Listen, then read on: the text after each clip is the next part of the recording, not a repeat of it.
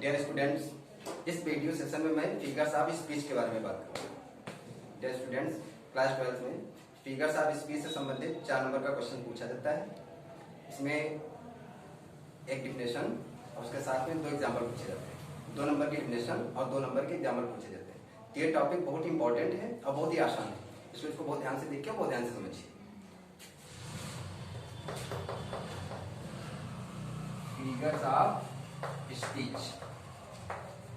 Dear student, जैसा कि हिंदी में पढ़ते हैं अलंकार, ठीक वैसे ही इंग्लिश में फिगर्स ऑफ स्पीच। हिंदी में पढ़ते हैं अलंकार, कार्य की शोभा बढ़ाने वाले शब्दों को अलंकार कहते हैं, ठीक उसी प्रकार in English figures of speech are used to make poem attractive. मतलब फिगर्स ऑफ स्पीच कुछ ऐसे वर्ड्स होते हैं तो जिनको पोएट पोएम में यूज करके पोएम को बहुत ही अट्रैक्टिव बना देता है। तो इंटरमीडिएट के सिलेबस में 7 फिगर्स ऑफ स्पीच के बारे में बताया गया जो इंटरमीडिएट के सिलेबस में है। इसमें देखते हैं पहले नंबर पे शिमली, शिमली जिसको कि बोलते हैं उपमा, उपमा करना। दूसरा मेटाफर, मेटाफर को बोलते हैं रूपक। थर्ड पर्सनिफिकेशन, पर्सनिफिकेशन इसको कहते हैं मानवीकरण। फोर्थ एपस्ट्रॉफी, इसको बोलते हैं संबोधन। फिफ्थ ऑक्सीमोरॉन, इसको बोलते हैं विरोधाभास। सिक्स हाइपरबोली, इसको बोलते हैं अतिशयोक्ति।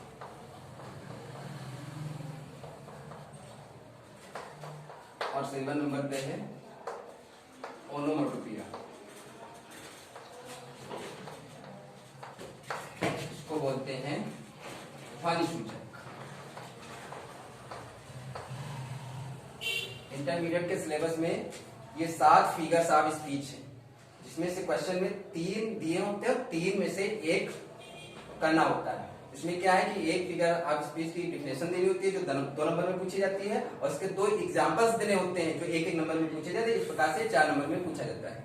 बहुत ही कम शब्दों में लिखना होता है और नंबर इसके उसी हिसाब से जाता है। मतलब 2 नंबर की डिफिनेशन और 2 नंबर के एग्जाम्पल ये पूछे ही जाते हैं। इसमें क्या है कि 7 फिगर्स ऑफ स्पीच की डिफिनेशन याद करें, इसमें से 3 पूछे जाएंगे और 3 में से 1 करना है और उसके 2 एग्जाम्पल्स दे देने हैं। तो आइए शुरू करते हैं। सबसे पहले शिमली, जिसको हम बोलते हैं उपमा। ये शिमली क्या है? शिमली is a comparison made between 2 objects of different kinds which have 1 point in common. मतलब क्या है कि जो शिमली होती है इसमें 2 अलग अलग प्रकार की वस्तुओं के बीच में तुलना की जाती है, लेकिन उनके मध्य एक ऐसी विशेषता होती है जो कॉमन होती है। और इसकी जो खास बात है इसमें क्या है, कुछ कंपैरिजन वर्ड्स का यूज किया जाता है। एज, सो, लाइक, ये ऐसे कंपैरिजन वर्ड्स हैं जिसमें से कोई कंपैरिजन वर्ड इसमें यूज किया जाता है। तो इस प्रकार हम कह सकते हैं for simile there should be 2 different kinds of object and there should be comparison between both objects. There should be 1 point in common and there should be 1 comparison word as or so or like. तो इन तीनों में से कोई एक word use किया गया हो। अगर ये चारों बातें इसमें मिलती हैं तो उसको हम क्या बोलते हैं? शिमली। डिफिनेशन देखते हैं।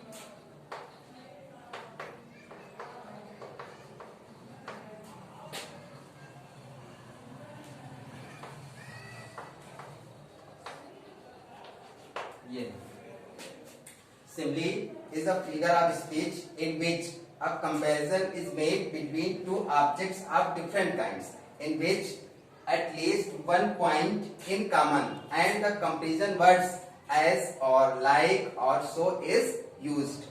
तब सिमिली एक ऐसी फिगर ऑफ स्पीच है जिसमें दो विभिन्न प्रकार की वस्तुओं के बीच में तुलना की जाती है, जिनमें कम से कम एक समान बात हो, एक बात की समानता हो, और इनमें और एस या लाइक या फिर सो जैसे कंपैरिजन वर्ड का यूज किया जाता है। तो अगर ये चारों बातें हैं तो उसको हम क्या बोलेंगे? सिमिली। मतलब दो विभिन्न प्रकार की वस्तुओं के बीच में तुलना की जाए, उनमें एक समानता हो, उसमें किसी कंपैरिजन वर्ड का यूज किया जाए। तो एज एग्जांपल देखते हैं।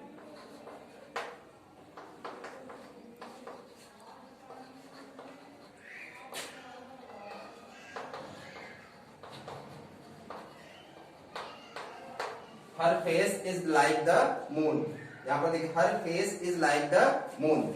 एक हमारा ऑब्जेक्ट ये हुआ हर फेस, दूसरा ऑब्जेक्ट हमारा क्या हुआ? The moon. तो विभिन्न प्रकार के ऑब्जेक्ट हैं, क्योंकि ये किसी लड़की का चेहरा है, ये क्या है? चंद्रमा है, कोई नेचुरल थिंग। अब क्या है? दो वस्तुएं हो गई, दो ऑब्जेक्ट हो गए, ठीक। अब क्या है? इनमें कंपैरिजन किया जा रहा है और इसमें एक बात की समानता है। जैसे कोई लड़की, उसका चेहरा क्या है? उस लड़की का चेहरा उस तरह से व्हाइट है, उसी तरह के सुंदर है जिस तरह से चंद्रमा का होता है। तो ये क्या है? इस बात की समानता है और इसमें कंपैरिजन वर्ड यूज किया गया है लाइक। इसमें ये सारी बातें इसमें शामिल हो रही हैं। तो इस प्रकार क्या है कि her face is like the moon, ये सिमिली। दूसरा एग्जांपल देखिए। Life is like a dream. जीवन स्वप्न के समान। Life is like a dream, इसमें भी लाइफ एक ऑब्जेक्ट हो गया, ड्रीम एक ऑब्जेक्ट हो गया और एक कंपैरिजन वर्ड लगा हुआ है लाइक, इसलिए ये क्या है? सिमिली। एक एग्जांपल और देखिए।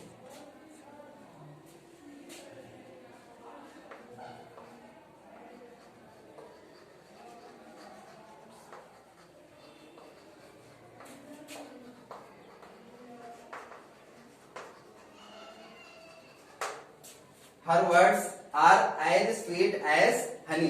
तो उसके शब्द उसी प्रकार से मधुर हैं जिस प्रकार से शहद मधुर होता है। तो यहाँ पर भी दो ऑब्जेक्ट है, एक हो गया हर वर्ड्स, दूसरा ऑब्जेक्ट क्या हो गया? हनी, और इसमें कंपैरिजन वर्ड भी लगा हुआ है एज। इस प्रकार ये क्या है? सिमिली। लेकिन यहाँ पर एक ध्यान देने योग्य बात है, देखिए ध्यान से देखिए। अगर यहाँ पर ये लिखा हुआ है he is as wise as his brother, अब देखते हैं क्या सिमिली है या नहीं। दो ऑब्जेक्ट यहां भी, एक ही, दूसरा हिज ब्रदर, दो ऑब्जेक्ट हो गए। यहां पर कंपैरिजन वर्ड भी लगा हुआ है एज, लेकिन इसमें क्या है कि ही और हिज ब्रदर ये अलग प्रकार के ऑब्जेक्ट नहीं है, दोनों एक ही प्रकार के ऑब्जेक्ट है। वह उसका भाई एक जैसे ऑब्जेक्ट हैं, और यहाँ पर साफ साफ बताया गया है कि जो ऑब्जेक्ट होने चाहिए वो डिफरेंट काइंड्स के होने चाहिए, अलग अलग प्रकार के होने चाहिए। तो यहाँ पर ये सिमिली नहीं है। सिमिली इसलिए नहीं है क्योंकि यहाँ पर ही और हिज ब्रदर एक ही प्रकार के ऑब्जेक्ट हैं, इसलिए यहाँ पर सिमिली नहीं है। जैसे यहाँ पर एग्जाम्पल में बताया गया था her face is like the moon, तो यहाँ पर हर फेस दूसरे प्रकार का ऑब्जेक्ट है और मून एक दूसरे प्रकार का ऑब्जेक्ट है। तो यहाँ पर ये बात ध्यान रखने योग्य है कि जो ऑब्जेक्ट हो, जो ऑब्जेक्ट जो दिए जा रहे हैं, जो वस्तुएं जो दी जा रही है वो अलग अलग प्रकार की होनी चाहिए। एक प्रकार की अगर होगी तो वो सिमिली नहीं हो सकती है, कोई सेंटेंस है या फिर उसमें तुलना की गई है, लेकिन फिर वो क्या है कि सिमिली नहीं हो सकती। दूसरा देखिए मेटाफर।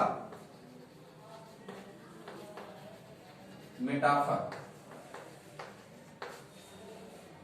मेटाफर बिल्कुल होता सिमिली की तरह ही है, पर थोड़ा सा अंतर होता है। अंतर ये होता है कि सिमिली में comparison words as like so का यूज किया जाता है, लेकिन मेटाफर में एज लाइक सो का यूज नहीं किया जाता है। इसमें जैसे हिंदी में पढ़ा होगा कि जो उपमा होती है उसमें क्या एक वस्तु को दूसरी वस्तु के समान बताया जाता है, और जबकि रूपक में क्या होता है कि समान ना बताकर उसको वस्तु मान ही लिया जाता है, बस इतना अंतर है। तो ठीक उसी प्रकार से इसमें भी है, उसमें क्या तुलनात्मक शब्द लगा होता है, एज लाइक सो। इसमें क्या है कि तुलनात्मक शब्द नहीं लगाते हैं, बाकी चीजें वही है, दो ऑब्जेक्ट होती है, एक ऑब्जेक्ट को दूसरा ऑब्जेक्ट मान लिया जाता है, तब इसमें कंपैरिजन वर्ड नहीं होता है। तो इसको हम कैसे डिफाइन करेंगे?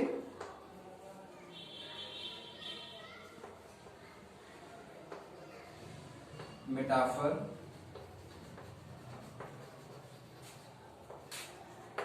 is a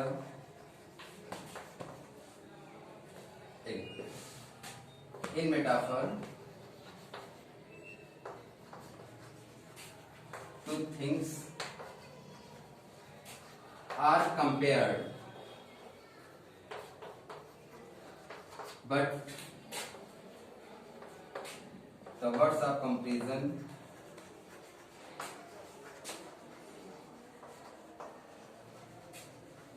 are not used।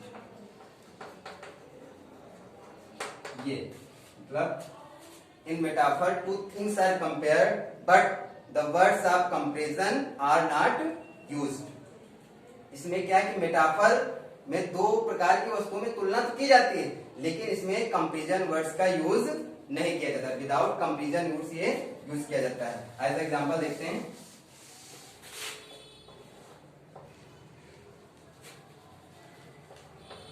Life is a dream. यहां पर लाइफ को ड्रीम के समान नहीं बताया गया, बल्कि लाइफ को ड्रीम मान ही लिया गया है। कंपैरिजन वर्ड यहां पर नहीं है, इसलिए यहां पर क्या है? मेटाफर है। Life is a dream. दूसरा देखते हैं, the camel is the ship of the dessert.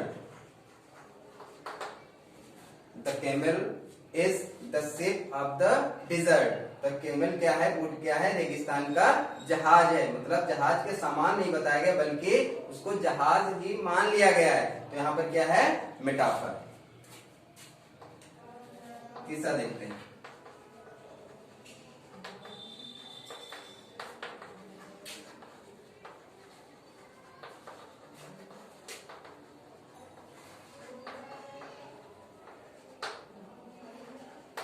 Ranjit Singh was the lion of Punjab. यहाँ पर क्या है कि रंजीत सिंह को लायन, पंजाब का लायन कहा गया। मतलब रंजीत सिंह पंजाब के शेर थे, शेर के समान नहीं थे, बल्कि पंजाब के शेर थे। तो यहाँ पर क्या है? मेटाफर। तीसरा देखते हैं, पर्सनिफिकेशन।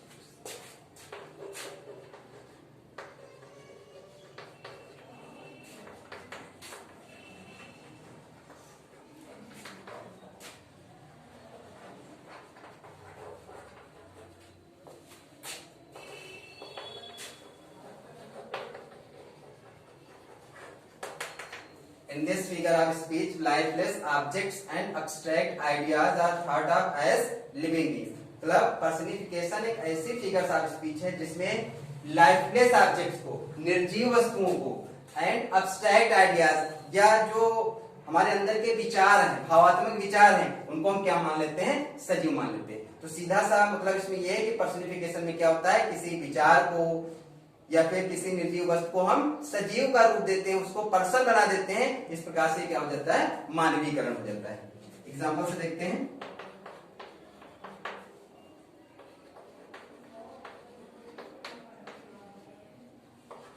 जैसे लिखा है love is blind. Love is blind, प्यार अंधा होता है। तो यहाँ पर ब्लाइंड कौन होता है? कोई पर्सन ही है, कोई एनिमल है, कोई ऐसी सजीव वस्तु है जो ब्लाइंड होता है। लेकिन यहाँ लव, लव न तो एनिमल है न तो कोई पर्सन है, लव का एक प्रकार का भाव है, एक प्रकार का विचार है, एक प्रकार की फीलिंग है। जबकि यहाँ पर लव को क्या बनाया गया है? अंधा बनाया गया है, यानी कि इसकी आंखें हैं लेकिन इसको दिखाई नहीं देते, तो यहाँ पर इसको पर्सन माना गया। तो यहाँ पर क्या है? पर्सनिफिकेशन है। दूसरा देखते हैं, experience is the best teacher. Experience is the best teacher. तो अनुभव ही सबसे अच्छा अध्यापक होता है। अध्यापक कोई पर्सन होता है, लेकिन यहाँ पर अध्यापक किसको बनाया गया है? एक्सपीरियंस को।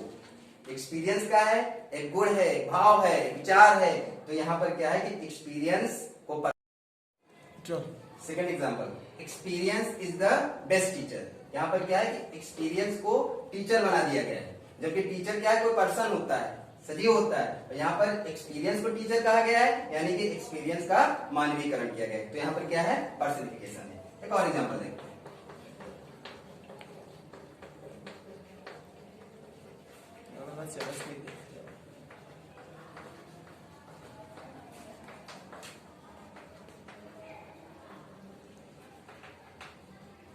Opportunity knocks at the door but once. Opportunity अवसर दरवाजे को खटखटाता है लेकिन एक बार। तो दरवाजे को यहाँ पर अवसर खटखटा रहा है, जबकि अवसर क्या है? निर्जीव है, और दरवाजे को खटखटाता कौन है? कोई सजीव ही खटखटाएगा। तो यहाँ पर क्या है कि अपॉर्चुनिटी को पर्सन बना दिया गया है, यानी कि यहाँ पर अपॉर्चुनिटी का मानवीकरण किया गया है। इसके बाद फोर्थ नंबर पे आता है एपस्ट्रॉफी।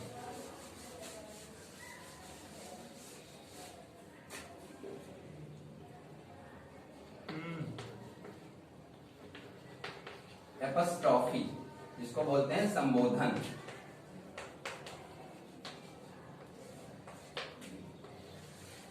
डेफिनेशन देखते हैं, an apostrophe is a direct address to the dead, to the absent, to the personified object or ideas, objects or ideas. देखिए an apostrophe is a direct address to the dead, to the absent, to the personified objects and और ideas. मतलब क्या है कि जो apostrophe है वो किसी मरे हुए व्यक्ति को, किसी अनुपस्थित व्यक्ति को, किसी पर्सनिफाइड वस्तु को या फिर आइडियाज को क्या किया जाता है कि उसको संबोधित किया जाता है। पर्सनिफिकेशन में हमने क्या देखा कि सजीव निर्जीव को सजीव मान लिया जाता है। यहाँ पर क्या है? कोई मरा हुआ व्यक्ति, कोई ऐसा व्यक्ति जो यहाँ पर क्या है? अनुपस्थित है, या फिर किसी वस्तु को हम पर्सन मान ले फिर उसको संबोधित करें। तो यहाँ पर सीधा सा मतलब है कि ऐसे कह सकते हैं कि जो निर्जीव वस्तुएं होती हैं या फिर जो सजीव वस्तुएं होती है जो प्रेजेंट टाइम में वहां पर उपस्थित नहीं होती या फिर जिनकी मृत्यु हो गई होती है, तो क्या करते हैं कि उनको हम संबोधित करते हैं। संबोधित मतलब उनसे बातचीत करते हैं। तो इस प्रकार क्या है? इस तरह के फिगर्स ऑफ स्पीच को हम बोलते हैं एपस्ट्रॉफी। एग्जाम्पल से देखते हैं,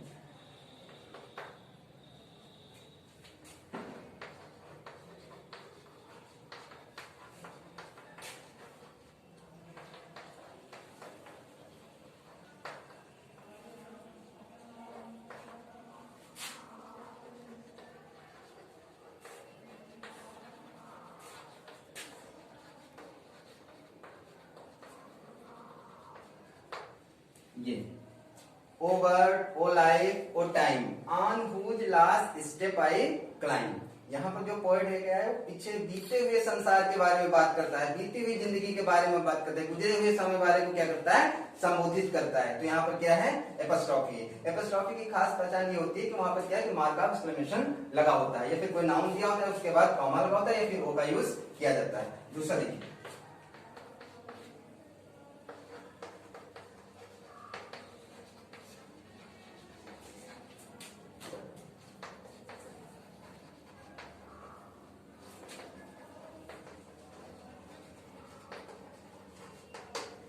ओ Julius Caesar thou art mighty yet, हे जूलियस सीजर आप अभी भी क्या है शक्तिशाली हैं। तो यहाँ पर क्या है कि जूलियस सीजर की मृत्यु हो जाती है और उसकी मृत्यु होने के बाद उसके मरे हुए शरीर को पुकार के कहा जाता है कि हे जूलियस सीजर आप अभी भी क्या है शक्तिशाली हैं। तो यहाँ पर क्या है कि किसी मरे हुए व्यक्ति को संबोधित किया जा रहा है, इसलिए यहाँ पर क्या है apostrophe.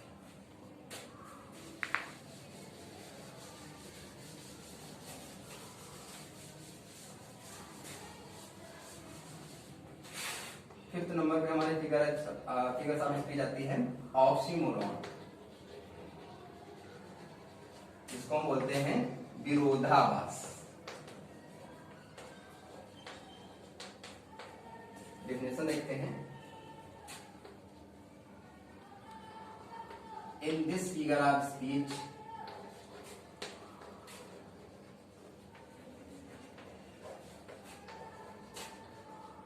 To opposite qualities are put together।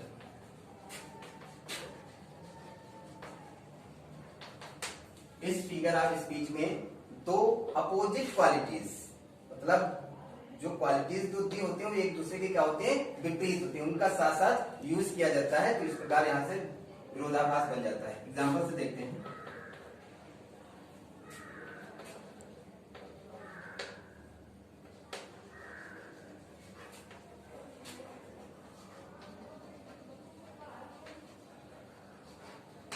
ये कहा गया he is ideally busy nowadays, वह आजकल क्या है आइडली, यहाँ पर आइडली देखिए बेकार को कहा जाता है और बिजी मतलब व्यस्त, तो वो बेकार भी है और व्यस्त भी है।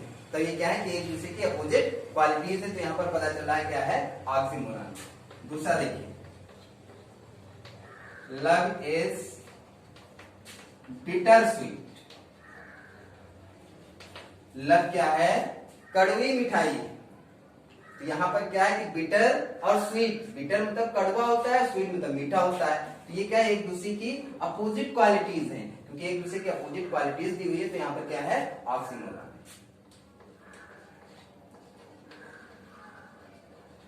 अगला एग्जांपल देखिए pleasing pain of love, pleasing pain of love. तो लव का जो पेन होता है वो क्या होता है प्लीजिंग होता है, खुश करने वाला होता है। देखिए एक दूसरे की अपोजिट क्वालिटीज, पेन कभी खुश नहीं करता, पेन क्या है दर्द दे देता है, लेकिन यहाँ पर जो लव का पेन है ये क्या है प्लीजिंग है। प्लीजिंग, तो यहाँ पर प्लीजिंग और पेन ये क्या है एक दूसरे की अपोजिट क्वालिटीज है, जिससे पता चलता है क्या है कि ये ऑक्सीमोरॉन। हाइपरबोल, इसमें देखिए in this figure of speech persons or things are presented better or worse, greater or less than they actually are. तो इस फिगर ऑफ स्पीच में क्या होता है कि कोई व्यक्ति या कोई वस्तु उसकी जो वास्तविक स्थिति होती है, तो वास्तविक स्थिति से बहुत ऊपर बढ़ा करके या फिर वास्तविक स्थिति से घटा करके वास्तविकता से बहुत अच्छा या फिर वास्तविकता से बहुत खराब बताया जाता है। तो वहां पर क्या होता है अतिशयोक्ति, मतलब किसी बात को बहुत बढ़ा चढ़ा कर बताया जाता है। एग्जाम्पल के माध्यम से देखते हैं।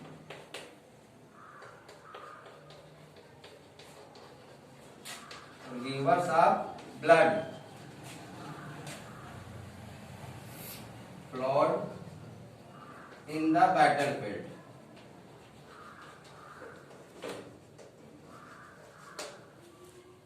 Rivers of blood flowed in the battlefield। तो युद्ध क्षेत्र में, युद्ध के मैदान में खून की नदियां बह गईं।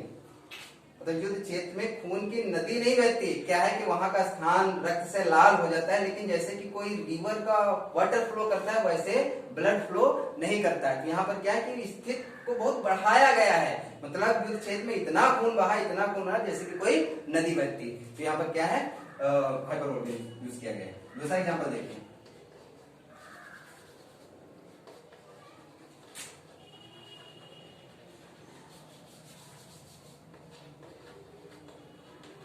She wept ocean of tears, she wept ocean of tears। वह इतना रोई कि उसके आंसुओं से सागर भर गया। तो यहाँ पर क्या है कि किसी के आंसुओं से सागर नहीं भर सकता है, क्या है कि बात को बहुत बढ़ा चढ़ाकर बताया गया। तो यहाँ पर क्या है अतिशयोक्ति है। अब लास्ट में एक बचता है onomatopoeia.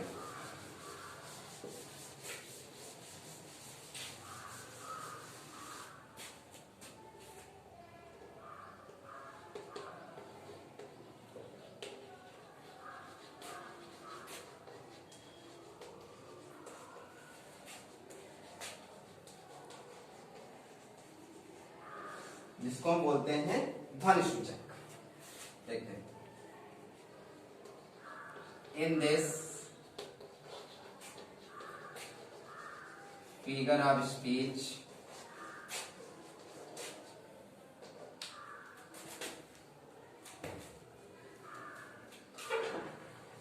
the sound can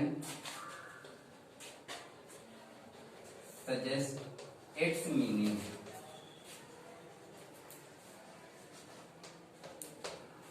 In this figure of speech the sound can suggest its meaning। मतलब ये है कि इस फिगर ऑफ स्पीच में जो ध्वनि निकलती है, एक प्रकार की ध्वनि निकलती है, और वो ध्वनि से क्या होता है कि उसका अर्थ पता चल जाता है कि ये ध्वनि किसकी है। मतलब इसे एक ध्वनि सूचक, इसमें किसी न किसी प्रकार की ध्वनि निकलती है।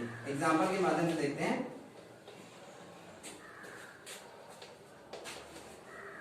The birds are twittering।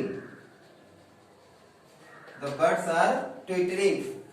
चिड़िया चहचहा रही हैं। तो यहाँ पर चिड़िया के चहचहाने की आवाज निकल रही है। अगर उनकी हम आवाज को सुनेंगे तो हम जान जाएंगे ये चिड़िया चहचहा रही है। तो यहाँ पर एक चिड़ियों की चहचहाने की आवाज निकल रही है, तो ये क्या है, अनुमटोपिया। दूसरा देखिए, The dog barks। कुत्ता भौंकता। यहाँ पर कुत्ते के भौंकने की आवाज आ रही है। उसकी आवाज सुनेंगे तो हम तुरंत जान जाएंगे कि किसकी आवाज है, कुत्ते की आवाज है। तो यहाँ पर क्या है, द डॉग बार्क्स। ये सारी फिगर्स ऑफ स्पीच है। आशा करता हूँ कि आप लोगों को बहुत अच्छी तरीके से समझ में